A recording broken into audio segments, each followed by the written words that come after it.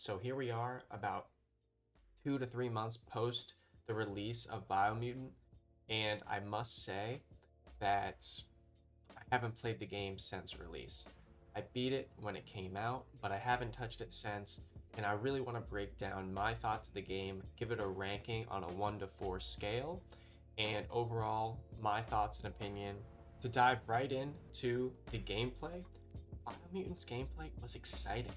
It kept you staying active and jumping around. I played on the normal difficulty setting and I encountered no stumps in the road as far as difficulty, besides maybe one or two enemies that I encountered that were just way higher levels than me, so it was really difficult to actually take them down. You had an abundance of melee and ranged weapons to choose from, and even magic abilities to pick from. Combat was evolving constantly, and you could approach each fight differently. Beyond the combat, there was loads of loot you could earn and discover, though I would have hoped to get more drops from the beginning, killing bosses or important characters. It ended up taking till about the 4th hour for me to actually start receiving loot from enemies, but mostly finding it around the map. You had multiple ways to get around this map, being able to run on all fours and using mounts. And there was a lot more mounts in the game, I know for certain. I didn't end up finding all of the ones that I hoped, such as the bat mount, which was featured in the trailers. It was a mount that could fly and it could go on all fours, and I had no way to find this mount unless I had explored a lot of the different side quests. So by the end of the campaign, I didn't have the bat flying mount, nor did I have a single flying mount. And I played the game start to finish.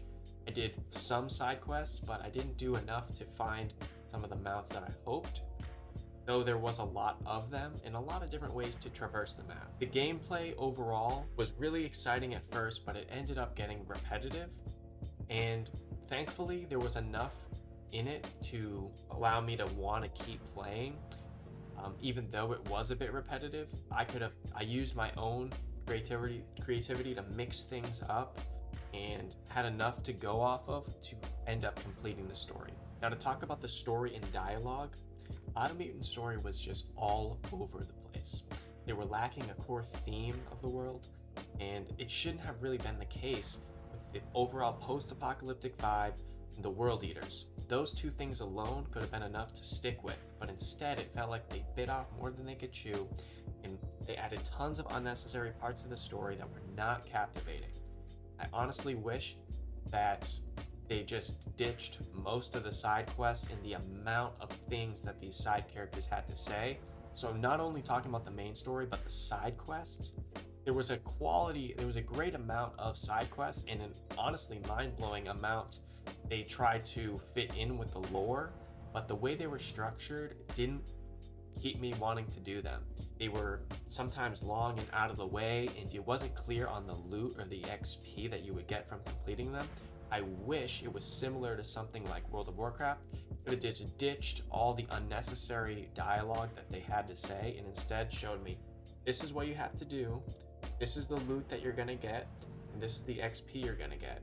It would have been clear, easy to understand, and just overall less work on them, and I think it would have resulted in a more driven experience when it came to doing side quests. But ultimately, I started skipping both of the side quests and then the main quests because the story was so all over the place, and I don't want to spoil anything, but let's just say they tried to do so much with a story that should have been kept way more simple. Now, to talk about the progression of the game and touch a little bit on the story progression, it felt like it was just a mumble jumble of quests to choose from. No real progression and linear story to follow. Now, to talk about the characters, you had a choice between a variety of different classes, such as a mercenary, Psy-Freak, or commando, but they just felt unimportant. And a quarter of the way through the playthrough, I kind of forgot why I chose mercenary or any of the cool reasons why I chose the pre-order class, because you could have easily just unlocked the abilities that the mercenary had in your first 3 hours of the game. When I got to my class menu and I had the mercenary skills and abilities, They were great, but it just felt unnecessary to upgrade these magical skills to keep up with the game rather than to add a cool feature. So they weren't necessarily helping me get through difficult parts of the game as much as they were visually allowing me to just go, wow, that's awesome. So basically, what I'm trying to say is they were more for a visual sense than they were for an actual help me progress through the story sense. And lastly, the creativity of the game. So on that note of the weapons, you could go in depth and create the coolest weapon that you've ever seen, starting from the stock to the grip to the body of the gun, the iron sight. You can throw a scope on there, the barrel, the front, even the tip of the barrel, a magazine. So much to choose from when it came to creating a weapon that was unique to you.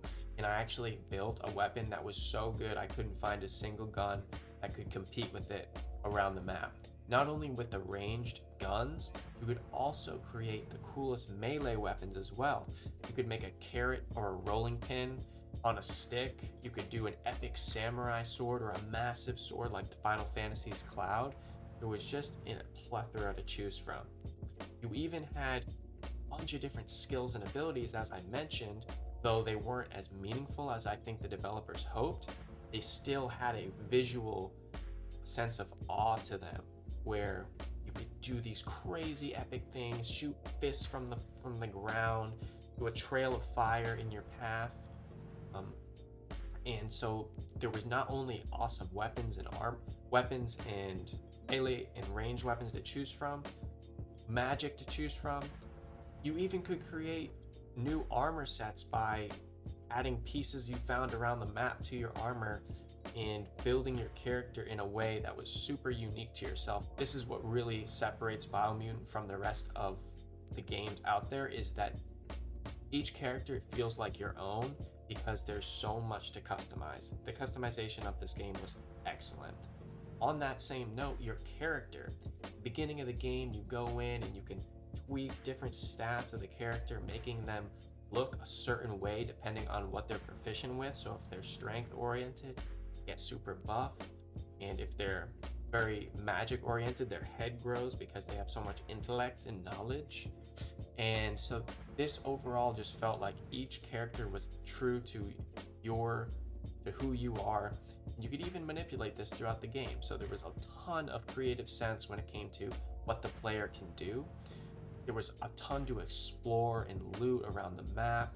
There was NPCs that felt lifelike because they were beautifully designed.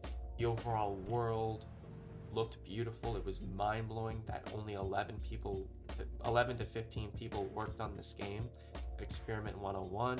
I just could go on and on about how beautiful and creative this game is. So overall, this was a sandbox open world RPG led by a small team, and I'm taking that into consideration when I make this review. I have my opinion on the direction they were trying to go with this AAA game, and accounting to the size of the team, I think they were trying to build a game of a scale that they just couldn't keep up with, and by the end, they had something. Yes, there was a beginning, yes, there was an end, but in between, you got lost in the weeds of what they were trying to do. Putting Biomutant on the C4 review score, I am rating it a 2.25 out of 4 for its fun and unique aspects, but heavily lacking in its direction. I will see you guys on the next video.